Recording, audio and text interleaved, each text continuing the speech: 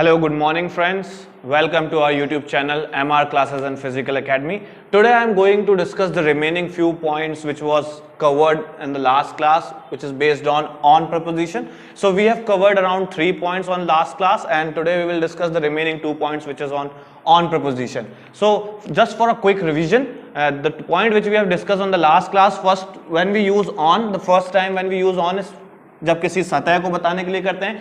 Second point कब use करते हैं? जब हम किसी दिन और तारीख को बताने के लिए करते हैं, तब भी we will use the word on. And the third, when जब हम किसी मशीन या डिवाइस के बारे में बताते हुए करते हैं, तब भी हम ऑन का यूज करते हैं. अब ऐसे कुछ और पॉइंट्स बचे हुए हैं जिसका हम ऑन का इस्तेमाल करते, ऑन का यूज करना जरूरी होता है. जैसे कि जस्ट लुक एट हियर, जब किसी बॉडी पार्ट को दिखाते हुए हमें बात करना हो, जैसे कि for example my mother kissed me on forehead. इसका मतलब क्या हुआ कि मेरी मां ने मुझे मेरे माथे पर किस किया, तो भी हम यहां पर ऑन का इस्तेमाल करेंगे. ठीक है.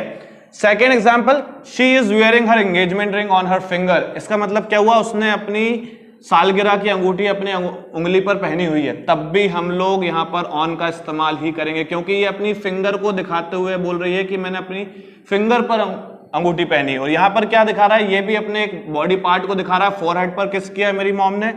अगला पॉइंट जो हम करेंगे, फिफ्थ पॉइंट, ये लास्ट पॉइंट है. इसके अलावा ऑन का यूज पूरी इंग्लिश में कहीं नहीं होगा. सिर्फ और सिर्फ ये 5 पॉइंट को हमको ध्यान रखना है कि ऑन का इस्तेमाल कब और कहां होता है. ये लास्ट पॉइंट है. जब किसी की हालत या स्टेट को बताते हुए भी हमको कुछ बात करनी है, तब भी हम ऑन का इस्तेमाल करेंगे. This is the very important point for on. Why?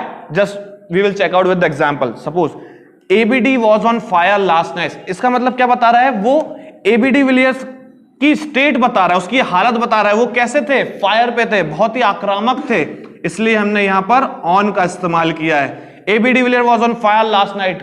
AB de Villiers कल रात को फायर पे थे, मतलब अपने पीक पर थे, अपनी उनकी हालत बता रहा है. सेकेंड एग्जाम्पल से इसको पूरा क्लियर हो जाएगा. He has been on bed rest for past 10 days. What is the meaning of this sentence? The meaning of this sentence, वह बेड रेस्ट पर था पिछले 10 दिनों से.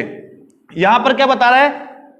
वो जो लड़का है वो कहां पर है? बेड रेस्ट पर है. ये उसकी हालत बता रहा है. ही वॉज नॉट वेल, वो बेड रेस्ट पर था, उसकी हालत इतनी खराब थी कि वो बीमार था और उसे बेड पर ही रहना पड़ा.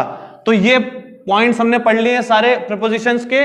कौन कौन से पॉइंट्स हो गए हैं अपने? पहला पॉइंट था अपना किसी की, सबसे पहला पॉइंट अपन ने ऑन का पढ़ा था कि किसी की हालत को बताने के लिए करते हैं. हालत मतलब ये. सेकंड पॉइंट हमने पढ़ा यहाँ पे आज कि किसी की बॉडी पार्ट को बताने के लिए. दूसरा पॉइंट हमने पढ़ा था इससे पहले वाली क्लास में, हमने क्या पढ़ा था कि किसी दिन और तारीख को बताने के लिए, मशीन को बताने के लिए, और या फिर किसी की सरफेस को बताने के लिए. तो ये हमने 5 पॉइंट डिस्कस किए प्रपोजिशन में. इसके अलावा ऑन का यूज पूरी इंग्लिश में कहीं नहीं होता है. So I hope you like the video. So if you like the video, please do subscribe, like and our channel MR Classes and Physical Academy. Thank you so much for watching the video.